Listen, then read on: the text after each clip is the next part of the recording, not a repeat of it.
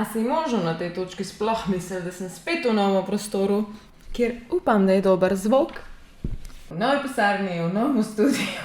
Glavno, čau, Alien mama, tukaj kako ste? Tale primer sem videla danes, isti dan sem se odločila zanj, sem bila ono shit. Toliko je navdušena, ker je toliko dobro izgledal in toliko dober kanal ga je ustvaril, imenuje se kanal Real Horror in so toliko dobro sestavili vsebino iz te tragične nesreče, ki se je by the way v Nemčiji zgodila, da sem veliko enih gifov in nekih besedil ven pokradla, toliko da veste, če boste unga gledali, da veste, da jaz sem tam večkrat pokradla, ker je freaking amazing, tako da svaka čast jim. Če se me vi spomnite pri meni videa Dyatlov pes, en mojih najljubših videov na tem kanalu je noro podoben temu zdajle. On je mogoče bolj misteriozen, tale večkrat bolj človeška napaka in zloba, ampak ja, govori o šolskem izletu v Nemčiji, ki je šel ekstremno narobe. 5 mladih fantov je na tem zasneženem pohodu umrl. In ta usoden pohod je potem tudi postal nacistična propaganda, tako da je res cela situacija bila. Meni je ful urhoče, se mi zna, da bolj štutle. Ej, pa povejte, kako se zvok sliša, ful odmeva tlenot, ker še ni veliko stvari v tem prostoru, ampak bojo. Torej, leta 1936 se je ta šolska skupina odpravila iz Južne Anglije v Nemčijo na ta 10-dnevni izlet in pohod. Ti so tako imenovan, kada se bi norca delal, črni gost imenovan Black Forest. Skupina fantov, kjer bomo govorili, bila iz šole Strand v Brixtonu in pa Kenneth Kist je bil njihov 27-letni učitelj prasec, po domač povedan. Za to pohodniško turo so se pa odločili po južnemu Schwarzwaldu, tako da res precej bliz nas. 17. aprila 1936 za 10-dnevne velikonočne praznike. Na to jutro 17. aprila so se pa odpravili proti vasi Otnauberg. Mogoče sem kaj narobe prebrala, kaj pa več kot 15 mil oddaljen, pa je urš čez vrh gore Schauinsland. Pa dej vsi ga znate nemško, prosim ne me linčat, ker jaz znam samo malo italijansko, malo francosko, pa več ne malo angleško, tako da sorry. Še zjutraj so se fantje ful dobro imeli, vsi excited, da grejo in so se kepali, ampak to so bili angleški. In angleški takrat nekako so imeli občutek, da so ekstremno vešči v vremenu, ker so navajeni dežja in so bili oblečeni res dobesedno v neke vrste pumparce, kratke hlače, dolge štumfe, nikakve čevlje in vmes tudi sandale. Že preden so šli, je najbolj žalostno, da je ta učitelj, 27-letni Kist, oziroma dajmo ga raj klicati Kenneth, jim je še rekel, kao v smislu, daj, skoncentriri se, nehi jamrat, nehi tarnat, kaj ene že vmes začeli zepsta, ne. Zdaj pa, tam so bili hribi in gore in aprili. Ko so se to jutro odpravili iz tega mladinskega hostla, so bili opozorjeni s strani hostla, da se bliža nevihta in da bo vreme poslabšano. On je to odrinil kot neko brezvezno idejo v smislu, navaden, se kaže dobro, kaj bi pa lahko bilo. In jaz sem to, v tem hostlu je vesela pohodniška karta in vremenska slika za ta dan, prav za 17. april, ki ni kazala dobro in on se z njo ni ukvarjal. Rekel je, Angleži smo navajeni na nenadne spremembe vremena. Še ena stvar, ki jo moram na tej točki omeniti, je imel, da je ta učitelj kupil precej napačen zemljevid. On je bil reči športni učitelj, ne samo tako znanje. In model je kupil čist napačen zemljevid. Reci mu 1 proti ne vem kaj, ampak poanta je v tem, da na tem zemljevidu ni vzponov in dolin in klancev in drugih nevarnosti, ki so na tistem drugem zemljevidu, ki bi ga dejansko mogel imeti, tako da v štartu ni imel dobre osnove, da te fante kamorkoli pele. In že takoj, ko so pot začeli, te prve kilometre in prve milje, so oni naredili en čist brezvezen krog. Za brezveze, sam okrog so šli in prišli nazaj.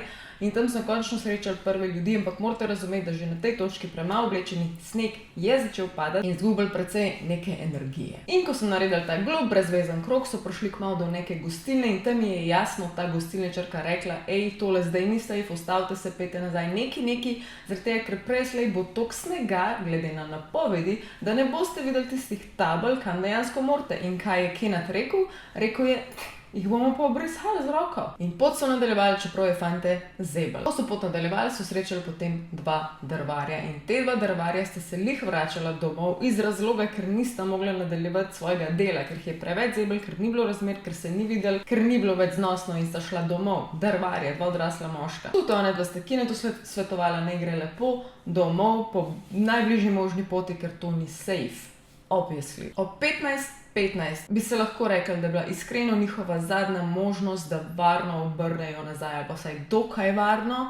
Takrat so srečali lokalnega poštarja Otota. On jih ni samo posvaril, ne grejo nazaj. On jim je ponudil pomoč. Rekel je, tukaj v bližini imate nek zavetje, nek rudarski hostel, kjer lahko v miru dovolj imate vsega, da počijete, da greste na off, da počakate, da nevihta mine in oni so gladko to zavrnili. In kasneje, ko je Otto pričal na podlagi tega primera, je rekel, da ni samo predlagal, da ni samo prosil, ampak jih je moledoval. He was begging, pač prosim ne. Rekel je, če bi jaz vmes videl svojega otroka, premočenega, zebali jih je, mokri, v stiski, je rekel, tisto sekundo bi ga logično potegnil ven in pelal dan.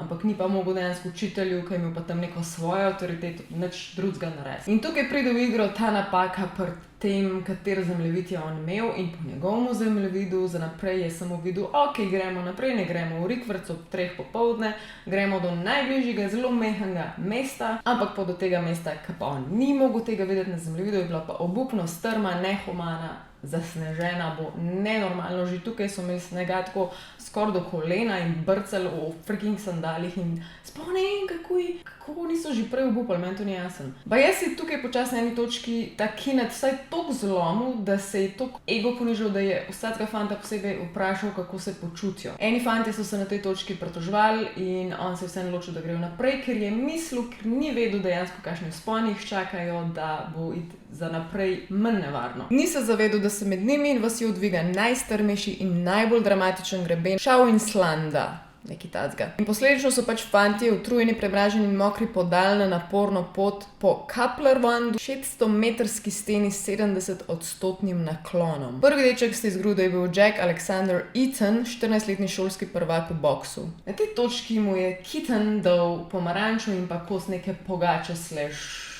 neko malco in rekel, ne se zbere. In ko so končno prišli na vrh tega grebena, torej si na nekem vrhu, veter je z vseh strani in ni več nobenega zavetja, ne hriba, ne ničesar, jih je ta veter ustrašil, premražil do kosti in niso točno vedeli, kaj bi.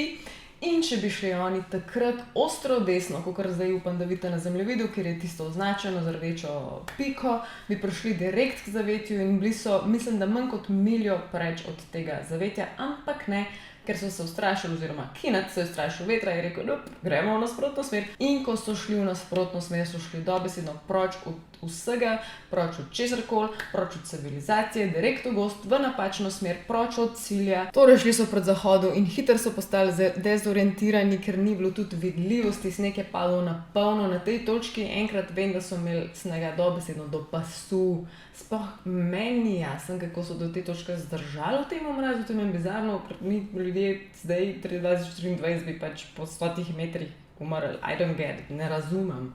Eaton, torej tisti prvi fant, ki se je izgrudil, ki bo kasneje v zgodbi tudi pomemben in pa še dan jih je bilo treba že takrat nositi. Hofsgrund je zdaj vas, ki so bili približno že blizu, ampak čisto izmučeni. Imela je 300 prebivalcev, tako eno cerkvico majhno, eno gostilno, nekaj za spat, res mini stvar. Še danes sodeč po slikah je taka majhna. Imela je take kmečke hiše s strmo nagnjenimi strehami iz skrilavca, kjer so si pač živali in ljudje delili bivalne prostore v teh dolgih zimah, da so pač preživeli, čeprav tukaj je april. Ja, ampak potem je tukaj to cerkveno zvonjenje nosilo zvok teh zvonov ful daleč v te hribe in oni so to slišali in basically bila to stvar, ki jih je takrat rešila. To je bilo ob 19. uri, oziroma mogoče 15, odvisno kako imajo tam, ampak oni so slišali to in so rekli, ok, moramo priti do teh zvokov in na tej točki so se razdelili. Učitelj je ostal gor nekje z drugima dvema, dva starejša sta šla dol po klancu, druge dve manjše ekipice pa spet čisto po svoje, tako če sem prav razumela in videla, v neke 4 skupince so na tej točki šli. Keenan je poslal 2 starejša fanta, da sledite smeri zvonov po hribu navzdol, večina drugih je pa pustil na pobočju, da bi obupano poskušalo živeti tiste, ki so pač se zgrudili. Groza.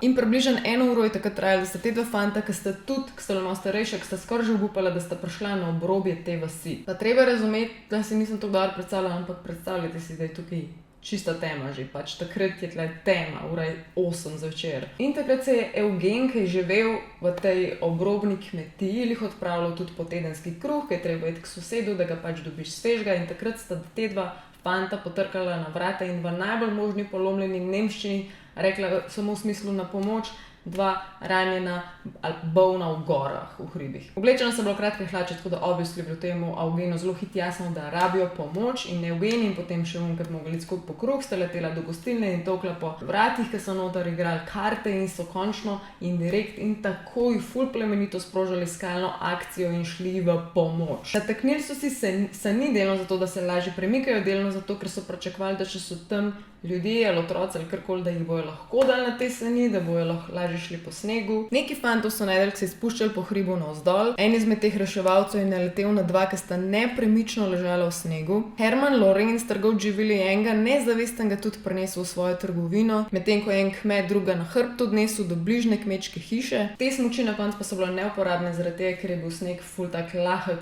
pišč in pa tudi čist preglobok. Potem je vmes en Stanley Lyons, ki se je v bistvu zgrudil 10 metrov preden je prišel do gostilne. Reševalci so ga potem še ful poskušali oživljati, ampak je bil prepozen, ker je bil mrtev. Lih v teh koncih na neko veliko čudno srečo je bil takrat en zdravnik tam na dopustu, ne pač ki delal tam, ampak na dopustu je bil in je lahko tem dečkam pomagal, kolikor se je le dal, in tudi tam do neke 11. ure zvečer so vse te dečke prinesli v dolino. Če sem prav razumela, večinoma še niso bili tisti, ki so umrli, niso bili mrtvi, torej so jih še ful spucali snega in jih počas, previdno, da ni prevelik šok, so jih dali potem pred peči in kamine, ampak od tega so potem 4 umrli. Dva sta se potem še borila za življenje, od tega je eden preživel, eden pa ne. Tudi grozljivo, kako so jih najdel, se pravi po 45 minutah vzpona, preden so vse jih najdel, na koncu jih slišali zaradi tega, ker so se drli, pač prav tisti kriki grozljivi so bili in bolečine, da so jih dejansko sploh lahko locirali. Preživeli so bili tudi v takem šoku in na tak način, ne vem, omamljeni, ali ne vem, kako bi se rekli, da dejansko niso vedeli, kaj se je zgodilo in so šele čez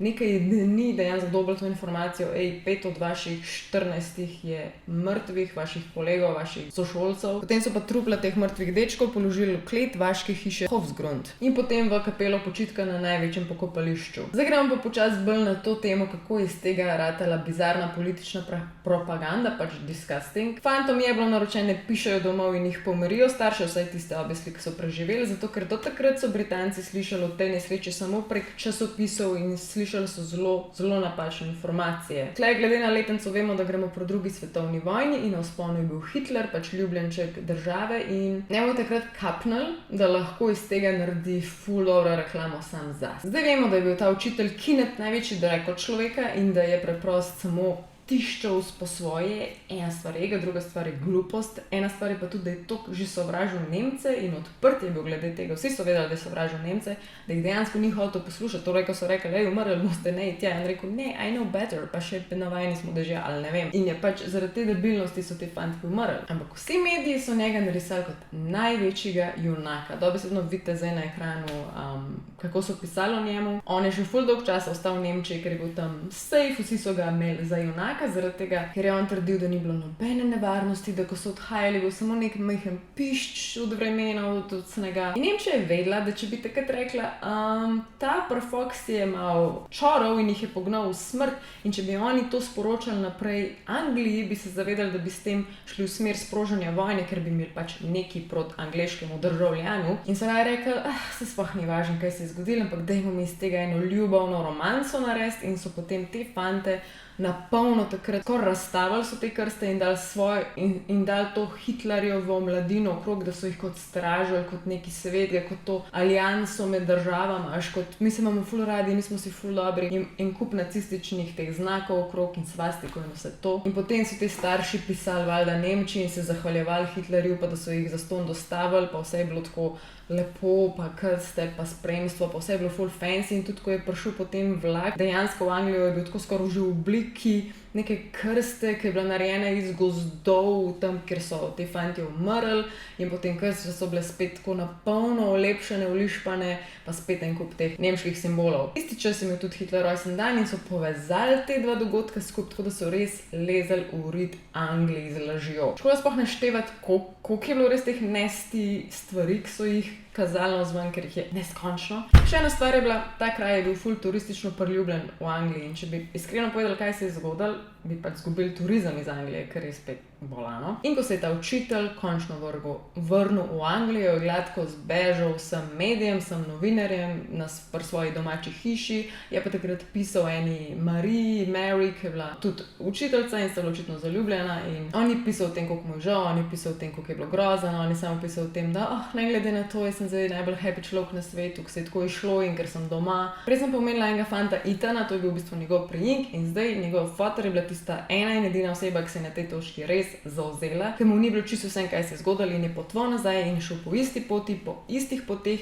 in je spraševal te ljudi, kaj se je zgodilo in je prišel do direktnih odgovorov in se je zares zavzel in je izvedel nore stvari in je napisal podrobno 10 strani dolgo poročilo o tem, kaj se je zgodilo in une priče so dejansko povedale, poštar Oto je direkt povedal, da jih je moledoval, da ne tja in valjda iz teh pričanj vam prišlo to, da so zvedeli, da obviously je bil učitelj tiskaj tišel z glavo čez zid, čeprav je vedel, slabo je bil pripravljen, vedel je, da so obupni pogoji, vgnal ga je sam pač ego in sovraštvo do Nemcev in ta človek, Ethan, fotor od enega, ta prvih, ki je umrl, je pač to zvedel. Potem je Nemčija tudi prilizneno postavila Angležan tam ogromen spomenik, spet tako ful nacistično vse, medtem ko je ta fotor pač itak ni hotel tega požreti in je točno na mestu, kjer je njegov sin tudi dejansko se zgrudil in umrl, je postavil tak manjši križ, pa še to mu Nemčija ni pustila gor napisati, karkoli si želel, da je bil pač učitelj kriv, bla bla bla, ampak pač že tukaj padel njegov sin in še 4 komradi in tako naprej. Ethan je vse potem konec koncev mečkan tudi zmešal, mislim, da je celo umrl v neke vrste mentalne bolnišnici, pa tudi za sinov 16. rojstni dan je prišel k temu učitelju domov se dreta, da je pač ubil njegovega sina, ker ga freaking razumem, ampak ja, ker ni dosegel nič uradno, ta cela ideja je bila poteptana, noben ni več se ukvarjal s tem primerom, sploh polko ni bilo več teh staršev, tako da basically je pozabljen primer, ampak že to, da sem jaz videla ta video, očitno ni čisto pozabljen, ker so ga eni v nulo full dobro pisali in zdaj ga vi slišite od mene, tako da ja, tako so šle te politične bolane zadeve. In to je ta primer, meni je čist nor, res blizu nas je to bilo in ker smo že pri slabem vremenu, tle strani dežja je sneg, jaz upam, da ste približno navarni, ker bizarno, ko gledam na TikToku, kva se dogaja, reka odnaša vse, sem reka voda, pač kva. Zdaj, jaz ne verjamem neke ful hude teorije zarote, da bi ne vem kaj je bilo, ampak dejansko sta tle ful oročni mrzel ciklon pri nas na kupu in mi smo lih na sredini, tako pač mi pa sever Italije, pa malo Avstrije, pač recimo, da je to in da je to prvič in zadnjič in da ne bo to zdaj vsak let, ker je bizarno, ker najbolj me boli za tiste, ki jim tam freaking bajte odnaša in mi ni jasno, kako bojo, ne vem, ne morajo si vsak prvošati tega popravljati in urejati in ja, upam, da ste čim boljše navarno. In to je to za danes, Elen Mamavce, gledamo naslednjemu videu. Pridni bod, ajde, čau, bye!